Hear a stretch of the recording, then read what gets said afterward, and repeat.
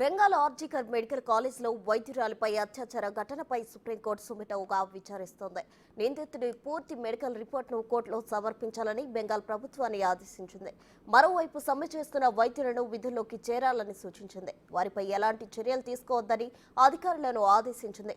ఈ కేసులో వివాదాస్పదంగా మారిన RG Kar medical college principal Sandeep ఘోష్కు పాలిగ్రాఫ్ టెస్ట్ చేయాలని సిబిఐ నిర్ణయించింది. ఆయనతో పాటు ఈ కేసుతో సంబంధం ఉన్న 4 వైద్యులకు కూడా పరీక్షలు నిర్వహించాలని కోల్కతా ప్రత్యేక కోర్టును అభ్యర్థించింది. సిబిఐ విజ్ఞప్తికి కోర్టు అనుమతించింది. ఇక సమ్మె విరమించాలని సుప్రీం సూచించడంతో ఎయిమ్స్ వైద్యులు వెనక్కి తగ్గినప్పటికీ బెంగాల్ వైద్యులు మాత్రం న్యాయం జరిగేదాకా ఆందోళనలు కొనసాగిస్తామని అంటున్నారు. వైద్యురాలి హత్యాచార ఘటనపై దర్యాప్తు నివేదికను సుప్రీం ధర్మాసనం ముందుంచింది సిబిఐ. అత్యాచార ఘటనపై ప్రభుత్వం కేసు నమోదు చేసిన 5 రోజుల తర్వాత దర్యాప్తును అప్పగించడంతో కేసు విచారణ సిబిఐకి సవాల్గా మారింది.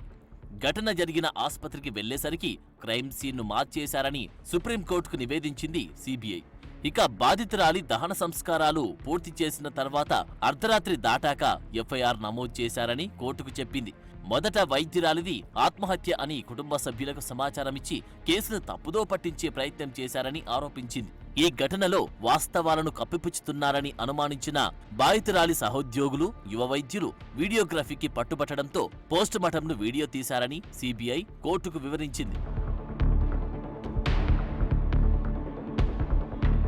సిబిఐ నివేదికను సిజేఐ చంద్రచూడ్ నేతృత్వంలోని ధర్మాసనం పరిశీలించింది. నివేదికలో విస్తుపోయే నిజాలున్నట్లు గుర్తించిన ధర్మాసనం కోల్కతా పోలీసుల తీరుపై తీవ్ర ఆగ్రహం వ్యక్తం చేసింది. కేసు నమోదులో లోపాలపై పోలీసులకు ప్రశ్నల వర్షం కురిపించింది. బాధితురాలు తీవ్ర గాయాలతో అర్ధనగ్న స్థితిలో విగతజీవిగా పడి ఉంటే ఆమెది అసహజ మరణమని రికార్డుల్లో ఆలస్యంగా నమోదు చేయడం ఏంటని ప్రశ్నించింది. అసహజ మరణమని నమోదు చేయడానికి ముందే పోస్టుమార్టం నిర్వహించడం ఆశ్చర్యంగా ఉందని చెప్పింది. పరీక్ష జరిగిన 18 గంటల తర్వాత క్రైమ్ సీన్ను సీల్ చేశారెందుకని ప్రశ్నించింది. మరోవైపు ఈ కేసులో అసిస్టెంట్ సూపరింటెండెంట్ ఆఫ్ పోలీస్ తీరు అనుమానాస్పదంగా ఉందని ధర్మాసనం అభిప్రాయపడింది. కేసును రికార్డుల్లో నమోదు చేసిన పోలీస్ ఆఫీసర్ను తదుపరి విచారణకు హాజరు కావాలని ఆదేశించింది. నిందితుడి వైద్య రిపోర్టును కూడా సమర్పించాలని సిబిఐకి సూచించింది. నిందితుడికి పాలిగ్రాఫ్ పరీక్షలు నిర్వహించేలా ఆదేశాలివ్వాలని కోల్కతా కోర్టుకు తెలిపింది. తన 30 ఏళ్ల సర్వీసులో ఇలాంటి లోపాలను మునుపెన్నడూ చూడలేదని చీఫ్ జస్టిస్ డివై చంద్రచూడ్ దిగ్భ్రాంతి వ్యక్తం చేశారు.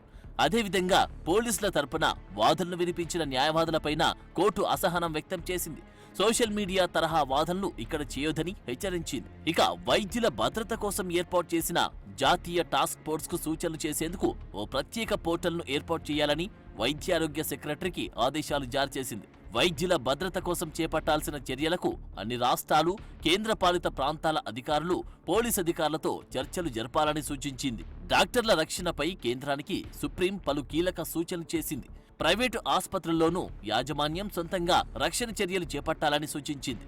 ఇక వైద్యుల భద్రతపై చర్చించేందుకు డాక్టర్లతో సమావేశం నిర్వహించాలని కేంద్రానికి ఆదేశాలు జారీ చేసింది. కాగా సుప్రీంకోర్టు ఏర్పాటు చేసిన 9 మంది సభ్యుల నేషనల్ టాస్క్ ఫోర్స్ లో ప్రసిద్ధ వైద్యులు, ఆరోగ్య సంరక్షణ నిర్వాహకులున్నారు. ఈ టాస్క్ ఫోర్స్ వైద్య నిపుణుల భద్రతా సమస్యలను పరిష్కరిస్తుంది.